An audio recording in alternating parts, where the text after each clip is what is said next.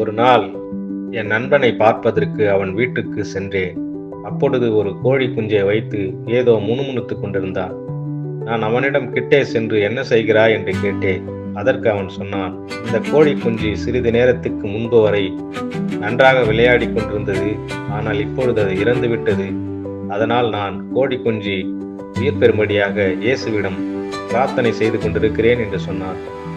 உடனே நான் அதை கொடு என்று சொல்லி வாங்கி பார்த்தபோது அது இறந்திருந்தது.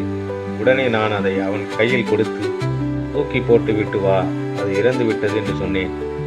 ஆனால் அவன் போடுவதற்கு மனமில்லாமல் அரை மணி நேரத்துக்கு மேலாக இயேசுவிடம் பிரார்த்தனை செய்து கொண்டிருந்தான். பொறுமையை இழந்த நான் கடுமையாக அவனை விமர்சித்துக் கொண்டிருந்தேன். அந்த கோழி குஞ்சு இறந்து போனதென்று எனக்கு நன்றாக தெரிந்தது.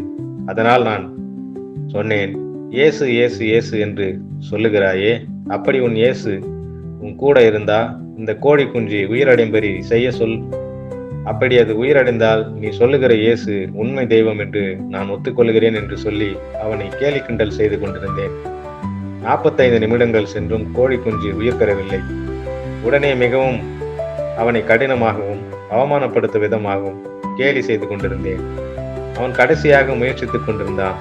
ஓரிரு நிமிடங்கள் கழித்து அந்த கோழி குஞ்சை அவன் கையில் இருந்து கீழே வைத்தான். அப்பொழுது அது சந்தோஷமாக கத்திக்கொண்டு அங்கும் இங்கும் ஓடியது. இந்த காட்சி உண்மைதானா என்று என்னால் நம்ப முடியாமல் திகைத்து போனேன். என் நண்பன் கேட்டான், இப்பொழுது இயேசுவை தெய்வம் என்று ஒத்துக்கொள்கிறாயா என்றான். நான் பார்த்த காட்சிகள் அனைத்தும் உண்மை. ஆனால் இயேசு தெய்வம் என்பதை ஏற்றுக்கொள்ள முடியவில்லை. என் இருதயத்தை தொடர்ந்து இது எப்படி நடந்தது என்று உணர்த்தி கொண்டே இருந்தது. இயேசு யார் என்பதை தேட ஆரம்பித்தேன். தேடிய பிறகுதான் தெரிந்தது, நான் இயேசுவை தேடி போகவில்லை, என்னை தேடி இயேசு எப்பொழுதோ வந்துவிட்டார் என்று. ஆம் அன்பு சொந்தங்களே, அவர் இறந்து 3 நாள் அடக்கம் செய்யப்பட்ட ஒருவனையும் உயிரோடு எழுப்பியவர். அவர் இறந்து 3ஆம் நாளிலும் உயிரோடு எழுந்த உயிருள்ள தெய்வம்.